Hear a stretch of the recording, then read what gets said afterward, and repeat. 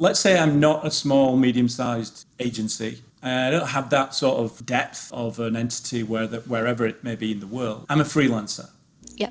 And flip the script in a way that freelancers starting to do work in the US and looking for those clients and brands and organizations, but they're really not at the stage in their career or their life to start to register new entities yet. Is it any advice for freelancers around the world looking to sort of make that first step as well in a kind of a smaller way rather than an entity registration? At the end of the day, when you're producing something, your goal is to get paid. So you have to make sure that you have set up your process on paper in a way that is going to maximize the chance that you will get 100% of what you thought you were going to get paid for that service. And so it may be that you need to ask for a larger deposit upfront from the customer. And I say this because of the point I made earlier that America is very service oriented. And people will come back to you and say, well, I'm not quite happy about the framing on this picture or something like that. I would like you to fix that. And maybe your contract made it clear what was the standard that you were going to deliver. Maybe it didn't. But the risk that you have with doing business in America, if you're not clear on the standard, especially with creative works where it can be subjective to some degree, you might have to spell out quite clearly what are you delivering so that you minimize the chance that the client refuses to pay because, they're not quite happy with some fringe aspect of it. And that ties in with you have to make sure that your contract with your client is the most beneficial to you in terms of getting as much money as you can up front to reduce the risk that you spend months doing something and then the client refuses to pay at the end of it.